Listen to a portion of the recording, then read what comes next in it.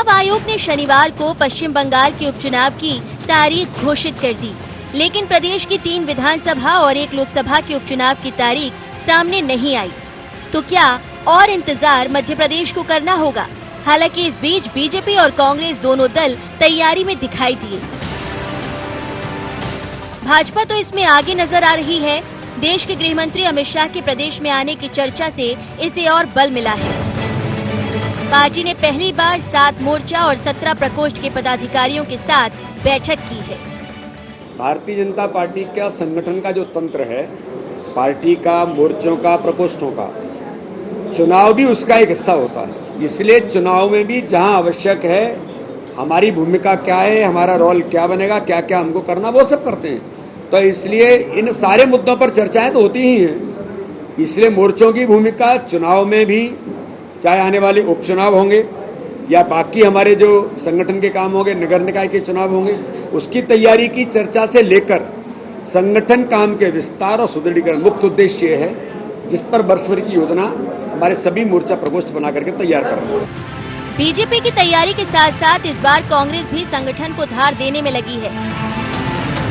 कांग्रेस दफ्तर में आयोजित बैठक में जोर उपचुनाव पर रहा और बूथ को कैसे मजबूत किया जाए, इसके टिप्स दिए गए।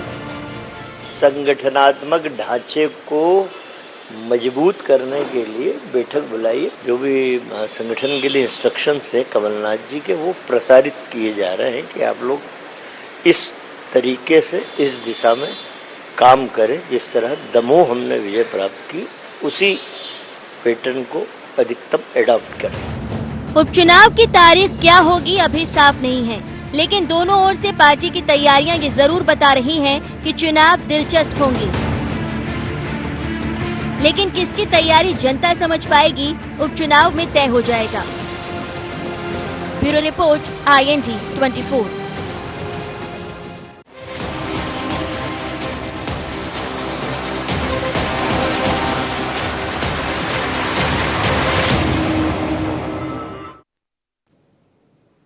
नमस्कार, IND एजेंडा किसकी कितनी तैयारी में आपका स्वागत है। मैं हूं आपके साथ नवीन पुरोहित।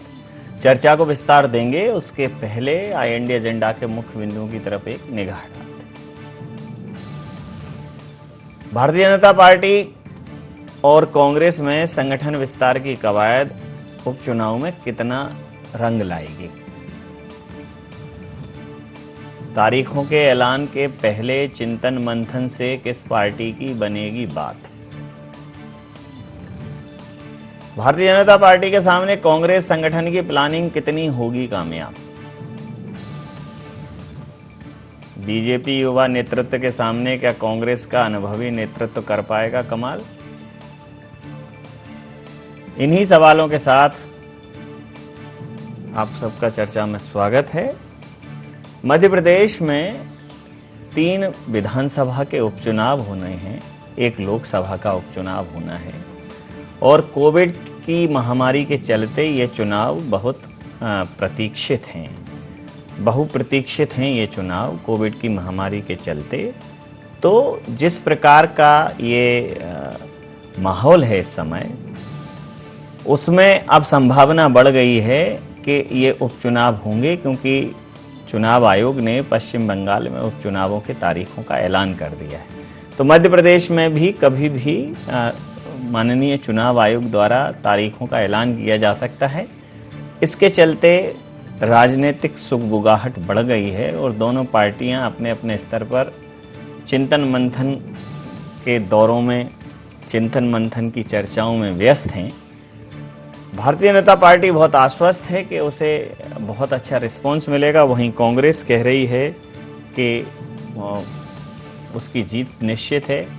संगठनात्मक ढांचे को दुरुस्त किया है, कांग्रेस कह रही है उसने, और भारतीय जनता पार्टी ने भी कहा है कि उन्होंने एक बड़ा फेरबदल किया। तो इसी मुद्दे पर करेंगे चर्चा। हमारे साथ चर्चा में शामिल हैं मध्य प्रदेश भारतीय जनता पार्टी के प्रवक्ता, लोकप्रिय मोटिवेटर पंकज चतुर्वेदी जी, प्रताप भानु शर्मा पूर्व सांसद कांग्रेस के हमारे साथ हैं, संदीप पौराणिक साहब भी हमारे साथ हैं। आप समस्त महानुभावों का बहुत बहुत स्वागत है। प्रताप जी, जिस प्रकार से 3 उपचुनाव और 1 लोकसभा का एक चुनाव और 3 विधानसभाओं के उपचुनाव होने हैं। अभी दमोह में जो आपको जीत मिली है तो उससे थोड़ी सी संजीवनी आपको मिली है, लेकिन ये उपचुनाव में अगर आपको रिस्पांस अच्छा मिलता है तो निश्चित रूप से 2023 के लिए एक अच्छा संकेतक होगा ये आपके लिए। लेकिन भारतीय जनता पार्टी की तैयारी बिल्कुल चुस्त और दुरुस्त है। क्या चुनाव लड़ने के लिए आप भी तैयार हैं? पुरोहित जी, बिल्कुल चुनाव लड़ने के लिए पूरी तैयारियां कांग्रेस की हैं, चाहे उपचुनाव की बात हो, चाहे 2023 के चुनाव की बात हो। और ये हमने साबित कर दिया पिछले दमोह के चुनाव में भारी बहुमत से जीत हासिल करके। इनकी सत्ता पूरी लगी हुई थी, इनका प्रशासन पूरा लगा हुआ था, पर जन भावना हमारे कांग्रेस के प्रत्याशी के साथ थी और कांग्रेस का उम्मीदवार जीता। जिस रणनीति पे हमने दमोह का चुनाव लड़ा था, जिस संगठन की ताकत को बनाकर पोलिंग बूथ तक हमने कार्यकर्ताओं को सुगठित किया था और एक अच्छे संगठन की प्रमाण हमने प्रदेश के सभी जनता जनार्दन के सामने रखा और उसका हमें प्रतिफल मिला। तभी से लगातार भारतीय जनता पार्टी की मीटिंगें हो रही हैं, प्रदेश में मीटिंग हो रही है, जुलूस निकल रहे हैं, उनकी रथ यात्राएं निकल रही हैं, आशीर्वाद यात्राएं निकल रही हैं। जबकि कोरोना काल में इस बात की जरूरत नहीं है, हमें कोरोना के प्रोटोकॉल का पालन करना चाहिए। जब सत्ता में बैठी हुई पार्टी कोरोना को प्रोटोकॉल को तोड़ रही है तो हम किस पे कहेंगे? कांग्रेस अपने पोलिंग बूथ पे, अपने जिलों में जाकर प्रभारी लोग, वहां की जिला कांग्रेस कमेटियां, ब्लॉक कांग्रेस कमेटियां, मंडलम, सेक्टर पोलिंग बूथ कमेटियों का गठन कर रहे हैं और मुझे लगता है कि अगले 2-3 महीने में ये काम पूरा हो जाएगा। जब भी उपचुनाव होंगे इन चारों जगह, 3 विधानसभा के और 1 लोकसभा का, इनमें चारों में कांग्रेस जीतेगी और हमारी तैयारी 2023 तक के लिए बहुत मुस्तैदी से चल रही है, क्योंकि हमें मालूम है कि 2/3 बहुमत लाना है और इनकी सौदेबाजी की और भ्रष्ट आचरण की सरकार बनाने से बचना है। ये इन्होंने अपने कैरेक्टर को एक्सपोज कर दिया, इसलिए सावधानी बरतना जरूरी है। पंकज चतुर्वेदी जी का भी स्वागत करता हूं मैं, छोटे भाई हैं मेरे। जी जी। अब पंकज जी तो क्या है, इस समय भारतीय जनता पार्टी के लिए बड़े मुफीद साबित होंगे, क्योंकि ये वो डॉक्टर हैं जिन्होंने बहुत समय तक कांग्रेस की नब्ज को जो है थामे रखा है। तो कांग्रेस के उतार चढ़ाव से और कांग्रेस की जो सोच है, कांग्रेस की जो वैचारिक क्षमता है, उससे बहुत डीएनए में तो कांग्रेस ही है, इनके डीएनए में तो कांग्रेस ही है। बीजेपी वाले इन्हें हजम थोड़ी कर पाएंगे। नहीं, अब वो ठीक है, वो एक अलग बात है, लेकिन इनके डीएनए में कांग्रेस होने का एक फायदा भारतीय जनता पार्टी को यह है कि कांग्रेस की ब्रेन मैपिंग पंकज जी से शायद ही कोई और अच्छे तरीके से कर पाए। तो अब पंकज जी भारतीय जनता पार्टी के लिए तो इस समय बहुत ही मुफीद सिद्ध होने वाले हैं। पंकज जी, कांग्रेस कह रही है कि उसने मंडलम से मेरी शुभकामनाएं पंकज जी के लिए। यही पंकज जी की खूबी है कि उनको विपक्ष में जाने के बाद भी शुभकामनाएं प्रेषित की जाती हैं। मेरी भी बहुत शुभकामनाएं। पंकज जी, आपसे पूछना चाहूंगा, कांग्रेस की चूंकि स्ट्रेटेजी को आपने बहुत समय तक बहुत करीब से देखा है, तो कांग्रेस कह रही है मंडलम सेक्टर सब जगह उसकी तैयारी बिल्कुल चुस्त दुरुस्त है और दमोह के इतिहास को वो दोहराएगी इन उपचुनावों में, क्या कहेंगे? बानू जी का भी बहुत बहुत धन्यवाद, मेरे अग्रज हैं। और वो भले ही कांग्रेस पार्टी में उनकी धारा विचारधारा अलग हो सकती है और सम्मानीय व्यक्तित्व हैं, इसलिए उनका बहुत बहुत धन्यवाद मुझे प्रोत्साहन देने के लिए, शुभकामनाएं देने के लिए और आशीर्वाद देने के लिए। मैं अपने कुरुक्षेत्र का जैसा रहना, तो मैं अपने मुद्दे पर आता हूँ और सीधी बात स्पष्ट तौर पर करता हूँ कि प्रताप बानू जी ने कहा, उसके बाद सज्जन वर्मा जी का बयान था कि हम सेक्टर, मंडलम, बूथ और ब्लॉक, इनकी मजबूती पर काम करेंगे और अगले कुछ महीनों में, 2-3-4 महीनों में इनके स्तर पर काम हो जाएगा। ऐसी योजना कांग्रेस पार्टी की है। वहीं भारतीय जनता पार्टी, आप देखिए नवीन जी, कि भारतीय जनता पार्टी में ये सुनिश्चित है कि कौन कौन हमारा उस बूथ का पन्ना प्रभारी है और वो जो पन्ना प्रभारी से लेकर प्रदेश स्तर तक का जो प्रक्रिया है या जो तंत्र है या मैकेनिज्म है, वो नवीन जी सतत रूप से कार्य करता है। यही विशेषता भारतीय जनता पार्टी की है। इसलिए कहा जाता है कि भारतीय जनता पार्टी में हर कार्यकर्ता के लिए काम, हर काम के लिए कार्यकर्ता। और वो कार्यकर्ता को देव दुर्लभ भी क्यों कहा जाता है नवीन जी, कि वो अपने दायित्व का निर्वहन पूरी सजगता से, सक्षमता के साथ और सतर्कता के साथ करता है कि मुझे जो दायित्व मिला है, जैसे घोड़े के होता ना हॉर्स लैप, वैसा हमारा भारतीय जनता पार्टी का कार्यकर्ता, जैसे मुझे जो दायित्व दिया है तो मुझे दाएं बाएं से मतलब नहीं है, मुझे अपना काम 100% दक्षता और क्षमता के साथ करना है, और यही सशक्तता भारतीय जनता पार्टी की, और इसीलिए हम लोग आश्वस्त और निश्चिंत होते हैं और चुनाव को लेकर चिंता नहीं करते। कांग्रेस के समान चुनाव आते तो बैठक में आप देखें, भारतीय जनता पार्टी में बैठकों का दौर सतत रूप से होता है। जन संवाद की यात्राएं, आशीर्वाद यात्राएं, जनसंपर्क की यात्राएं, बैठक, गोष्ठी, संगोष्ठी, विमर्श, संवाद, ये भारतीय जनता पार्टी की राजनीतिक प्रक्रिया का निरंतर हिस्सा है, अविभाज्य अंग है। तो भाजपा के लिए चुनाव कोई विशेष बात नहीं। चुनाव आज चाहे तो आज चुनाव कार्यक्रम घोषित कर ले, 1 महीने बाद करे, 1.5 महीने बाद करे, ये चुनाव का विषय है। पर भारतीय जनता पार्टी के कार्यकर्ता पूरे प्रदेश में सतत रूप से एक ही काम करते हैं नवीन जी, कि कैसे मध्य प्रदेश की आम जनता की सेवा की जाए, जिसका आदेश जनता जनार्दन की कृपा से भारतीय जनता पार्टी की सरकार को मिला हुआ है, और कैसे मध्य प्रदेश को और श्रेष्ठ कराया जा सके। मैं कांग्रेस से जानना चाहता हूं, देशव्यापी स्तर पर, प्रदेशव्यापी स्तर पर है कोई ऐसा राजनीतिक दल जिसने 80 करोड़ लोगों को अनाज मुफ्त बांटा? पूरे देश भर की बात कर रहा हूं मैं। अन्न वितरण की जो योजना मध्य प्रदेश में वो अभियान चला, दोबारा का अभियान फिर चलेगा निःशुल्क। देश भर में आधी आबादी 133 की आधी आबादी को नवीन जी निःशुल्क टीकाकरण हो चुका है। मध्य प्रदेश में 2 राउंड में मध्य प्रदेश की लगभग आधी आबादी टीकाकरण से का लाभ ले चुकी है निःशुल्क। अमेरिका जैसा साधन संपन्न देश, जो आर्थिक महाशक्ति माना जाता है, वहां भी ना तो निःशुल्क अन्न वितरण है, ना निःशुल्क टीकाकरण है।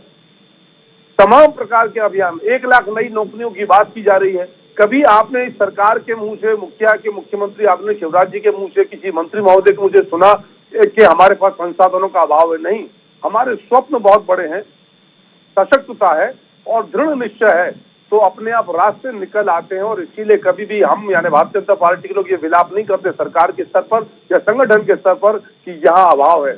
हम ये प्रयास करते हैं कि हम कहाँ नया प्रभाव उत्पन्न कर सकते हैं, सकारात्मक प्रभाव उत्पन्न कर सकते हैं, ताकि मध्य प्रदेश की जनता की हम सेवा कर सकें, जिसको हमारे आदरणीय मुख्यमंत्री शिवराज जी ईश्वर तुल्य मानते हैं। जनता जनार्दन की सेवा का यह भाव सतत रूप से, और इसीलिए आपने देखा कि हमारे जो 7 मोर्चे 17 प्रकोष्ठ सबकी बैठक थी, सारे पदाधिकारी जिनके पास भिन्न भिन्न दायित्व सब आज मौजूद थे, कार्य योजना बनी और 1 वर्ष की योजना बनी है नवीन जी।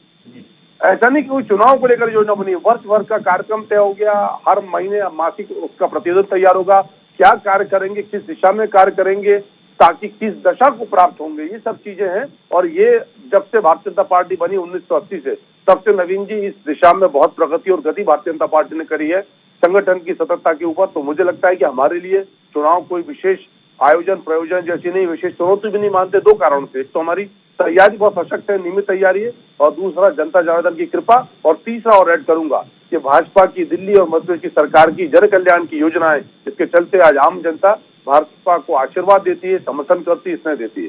जी, समझता हूं आप दोनों लोगों की बात पर प्रतिक्रिया ले लेता हूं। संदीप पौराणिक साहब, जिस प्रकार से कांग्रेस से बात करो तो कांग्रेस मतलब the preparation is going on वाले मोड में है, तैयारियां चल रही हैं, और इनका यह है कि तैयारियां हो चुकी हैं, तो जो हो चुकी हैं उन पर आप समीक्षा कर सकते हैं, चिंतन मंथन कर सकते हैं, और इनकी चल रही हैं। तो आपको क्या लगता है कि चूंकि इस बार कांग्रेस के वो दिग्गज लोग जो कभी कांग्रेस के लिए मील का पत्थर हुआ करते थे हर दृष्टिकोण से, वो अब भारतीय जनता पार्टी के साथ है, तो कांग्रेस के तरीके बहुत किस तरीके से कांग्रेस सोचती है, काम करती है, उसका एक बहुत बड़ा फायदा भारतीय जनता पार्टी को मिलेगा चुनावों में, चाहे वो 2023 के हों या फिर अभी आगामी जो उपचुनाव हैं। पंकज जी जिस प्रकार से कह रहे हैं कि तैयारी उनकी मतलब उनके लिए कोई ये तैयारी चुनाव कोई आयोजन प्रयोजन नहीं है, वो हमेशा इस मोड में रहते हैं कि कभी भी भारतीय जनता पार्टी परीक्षा के लिए तत्पर रहती है, सज रहती है, क्या कहें? देखिए नवीन जी, हम राजनीतिक दलों को जब भी देखते हैं तो संगठन बहुत महत्व रखता है। हम बीजेपी के संगठन की अगर हम बात करते हैं तो उनकी संगठन की जो संरचना होती है, हम यूं कहें कि एक टीम में जो प्लेयर होते हैं वो दौड़ते नजर आते हैं, वो काम करते नजर आते हैं, वो जीत की उनमें लालसा होती है, और पार्टी का संगठन या नेतृत्व तो उसकी मदद करता रहता है। कुल मिलाकर के हम देखते हैं तो बीजेपी हमेशा ऐसे लगता है जैसे बहता हुआ पानी है। जहां तक हम कांग्रेस की बात करते हैं, ये बात सही है कि कांग्रेस के पास अनुभवी नेता हैं, उनका अपना वोट बैंक है, उनकी पिछले 70 साल की सत्ता वाली बात है। लेकिन मध्य प्रदेश की जब हम बात करते हैं तो मध्य प्रदेश में कांग्रेस भले ही दमोह चुनाव की बात करती है, नवीन जी, जिन लोगों ने दमोह के चुनाव को बहुत करीब से देखा है, वो जीत और हार का कारण अलग है उस चुनाव का। वो चुनाव ना तो कांग्रेस जीती है और ना तो बीजेपी हारी है। वहां पर कुल मिलाकर के जो चुनाव है वो व्यक्तियों पर आधारित था। अजय टंडन जी की जो स्थिति, उनकी पारिवारिक पृष्ठभूमि, लंबे समय की सक्रियता, तमाम चीजें। और बीजेपी में जहां हम राहुल लोधी को देखते हैं तो वहां जो एंटी इनकम्बेंसी थी, जो लोग गए उन्होंने देखा है। तो हर चुनाव को एक दूसरे चुनाव की तरह नहीं लड़ा जा सकता। हम ये नहीं कह सकते कि वहां हमने चुनाव इस मोड में जीता था तो हम इस तरह से ये चुनाव जीतेंगे। वर्तमान परिस्थितियां बहुत अलग है नवीन जी। आप ये देखिए, कोरोना का संकट है, किसान आंदोलन है, रोजगार का मुद्दा है, तमाम मुद्दे हैं। हम ये कह सकते हैं कि इस समय जो पिच है, उस पिच पर कांग्रेस अच्छा खेल सकती है, बशर्ते आपके पास प्लेयर अच्छा होना चाहिए। लेकिन जो माहौल की हम बात कहें तो माहौल जो है वो बीजेपी के पक्ष में है। अब कुल मिलाकर के यह है कि जो इसका माहौल है वो पिच पे अपने प्लेयर कैसे खिलाता है, और दूसरी तरफ जिसके पक्ष में पिच है वो खिलाड़ी कैसे उतारता है, ये मायने रखेगा। लेकिन हम तैयारियों की अगर बात करें तो बीजेपी का संगठन बहुत मजबूती से काम कर रहा है। आप देखिए कि उन्होंने सारे मोर्चों के पदाधिकारी नियुक्त कर दिए जी, कार्य समिति गठित कर दी जी, तमाम संयोजक नियुक्त कर दिए। कांग्रेस में अभी कवायद जारी है। ये बात सही है कि उनके पास शर्मा जी जैसे पुराने नेता हैं, अनुभवी नेता हैं, लेकिन बीजेपी के पास पंकज चतुर्वेदी जैसे ऊर्जावान लोग हैं। तो ये मुकाबला थोड़ा सा दूसरे तरह का है कि यहाँ युवा हैं, ऊर्जावान लोग हैं और वहां अनुभवी लोग हैं। तो अब मुकाबला तो रोचक होगा, ऐसे नहीं नकारा जा सकता। जी, प्रतिक्रिया ले लेता हूं। प्रताप भानु जी, आपकी तैयारियां चल रही हैं और उनकी तैयारियां हो चुकी हैं, तो परीक्षा के एन वक्त तक तैयारियां करते रहना थोड़ा कमजोर परीक्षार्थी की निशानियों में शुमार होता है। तो क्या कांग्रेस अपने आप को ऐसा मानती है कि ये जो तैयारियां चलने की प्रक्रिया है, इसको समय रहते पूर्ण कर लेना चाहिए? देखिए पुरोहित जी, चाहे वो चुनाव की तैयारी हो, चाहे संगठन की तैयारी हो, इसमें तैयारियां तो संगठन में निरंतर चलती रहती है, जैसा पंकज चतुर्वेदी जी ने भी कहा। अब इनका एक कदम आगे इसलिए भी हो सकता है, मैं उससे इनकार नहीं कर रहा, क्योंकि जो लोग कांग्रेस को छोड़कर गए या इन्होंने जो दल बदल करवाया सत्ता के लालच में, तो उन जगह पर हमें कांग्रेस को फिर से कमेटियों का गठन करने की आवश्यकता पड़ी। फिर से हमें कार्यकर्ताओं को विश्वास में लेना पड़ा और उसी एक पर्टिकुलर जिन जिलों में ऐसा हुआ है वहां पर हमें पुनर्गठन की कार्यक्रम को आगे बढ़ाना पड़ा। पर जहां से लोग जीते हुए आए थे, यहाँ से विधायक जीते, यहाँ से सांसदों ने चुनाव लड़ा, वहां तो संगठन पहले से ही मजबूती से काम कर रहा है। और जब भी तो हम पिछले विधानसभा के चुनाव में 115 116 सीटें अपने बलबूते पर जीत के आए थे। बीजेपी तो घटकर 170 से 105 पे आ गई थी। यदि ये दल बदल नहीं करते, खरीद फरोख्त नहीं करते, तो इनको बहुमत इनको मिला कहा था, जनता ने नकार दिया था और उसकी पुनरावृत्ति उन्होंने दमोह में देख ली। मैं पौराणिक जी ने जो विवेचना की उसको मैं डिस्प्यूट नहीं करना चाहता, उन्होंने कारण गिनाए, पर उन्होंने ये भी कहा कि आने वाले चुनाव में कांग्रेस मजबूत पिच पर मजबूती से बैटिंग करेगी तो विजयी होगी, ये संभावना उन्होंने व्यक्त की है। महंगाई का मुद्दा हो, किसान का मुद्दा हो, कोरोना का मुद्दा हो, बाढ़ का मुद्दा हो, सूखे का मुद्दा हो, आज किसानों की फसलें खत्म हो गई अतिवृष्टि के कारण, बाढ़ में सैकड़ों गांव बह गए, आज तक वहां पुनर्वास योजनाएं लागू नहीं हो पाई, उनका कोई कार्य। ये चतुर्वेदी जी ने कहा कि 80 करोड़ लोगों को अनाज बंट गया। अरे जाके देखो तो बाढ़ प्रभावित इलाकों से मैं अभी होकर आया हूँ, अशोकनगर मुकाबली से, वहां पर लोगों के जो कह के आए उसकी घोषणा जो सीएम शिवराज सिंह ने करी है, वो साधन, वो सहायता आज तक नहीं पहुंची है। प्रशासन की हालत ये है, रसोई गैस देख लो आप, 350 400 से बढ़कर कितने पर पहुंच गई है, 900 रुपया। प्रतिक्रिया ले लेता हूं पंकज जी, पेट्रोल डीजल तत्पर है, प्रतिक्रिया चली जा रही है। पंकज जी, नहीं, हमें तो उनसे प्रतिक्रिया लेने में कोई आपत्ति नहीं है, वो तो अपनी बात कहेंगे। आज उन्हें भाजपा का पक्ष रखना है, इसलिए वो उनकी बात करेंगे। अभी तक 1.5 साल पहले नहीं, वो भले हमारी ही बात करते करेंगे थे। लेकिन बात तथ्यात्मक होगी तो ही जनता को समझ में आएगी। बातें तो बातें हैं, बातों का क्या, हाँ, पर लेकिन अब बातों आप में मुझे यही बता दें कि 350 का गैस सिलेंडर 900 का कैसे हो गया, जब पूरे दुनिया में पेट्रोलियम के दाम नीचे जा रहे हैं। लो सुन लीजिए नवीन जी, सुन लीजिए पंकज जी। जी पंकज जी, मैंने नवीन जी प्रताप सुनेंगे वर्मा हम। की सारी बातें जी सुनिए। मैं निवेदन कर रहा हूँ, सबसे पहले तो मैं जो पिछले विधानसभा चुनाव का संख्या का आंकड़ा तो उसको स्पष्ट करूं कि भारतीय जनता पार्टी 109 सीटों पर थी, कांग्रेस पार्टी 114 सीटों पर थी, मात्र 5 सीटों का अंतर था। और उसमें से लगभग 22 सीटें ऐसी थी जहां भारतीय जनता पार्टी 1000 वोटों के अंतर से पराजित हुई थी। तो ये तो वास्तविकता थी। 105 और 115-17 का अंतर नहीं था, एक विषय। दूसरा, यदि 116 खुद ही होते तो कांग्रेस की अपनी मेजोरिटी में नहीं होती। दूसरा, हम जिन विषयों पर बात करते हैं कि 80 करोड़ लोगों को निश्चित तौर पर निःशुल्क अनाज बंटा है और हम अन्न उत्सव मनाकर एक एक उस व्यक्ति तक अनाज पहुंचा रहे जिसके अनाज की आवश्यकता है, ताकि कोरोना के संकट में जो विषमता प्राकृतिक जनित इस बीमारी से उत्पन्न हुई उनसे वो हैरान परेशान है, पर हम उसको मदद पहुंचा सकें। जहां तक महंगाई का जिक्र किया तो मैं सिर्फ भाई साहब को स्मरण दिलाना चाहता हूं कि 2012 में जब पेट्रोलियम पदार्थों की कीमतें आज की तुलना में बहुत कम थी, तब 922 रुपए का सिलेंडर बिकता था। आज पेट्रोलियम पदार्थों की कीमतें सबसे ज्यादा ऊपर हैं। गैस की यदि हम बात करें तो प्रोपेन और ब्यूटेन जो गैस होती है, जो आराम के सऊदी अरब से जहां से हम गैस का 80% आयात करते हैं, वो दाम तय करते हैं। यदि पेट्रोल डीजल की बात करूं तो पेट्रोल डीजल की जो महंगाई है उसका कारण सिर्फ यह है कि यूपीए की जो कांग्रेस पार्टी की सरकार थी, उसने नवीन जी 114 लाख करोड़ रुपए के ऑयल बॉन्ड उस समय जारी किए और कहा कि अभी हम ये आपको ऑयल बॉन्ड दे रहे हैं, पेट्रोलियम कंपनी को इनका भुगतान हम प्रारंभ करेंगे 2020-21 से। और इस वित्तीय वर्ष से नरेंद्र मोदी जी की भारतीय जनता पार्टी की सरकार ने, क्योंकि सरकार का वचन था, वो कांग्रेस बीजेपी का वचन नहीं था, 10,000 करोड़ रुपए का ब्याज भरा है। और यदि ये ब्याज यदि इन कंपनियों को सरकार ना दे तो कंपनियां सड़क पर आने की स्थिति में हैं।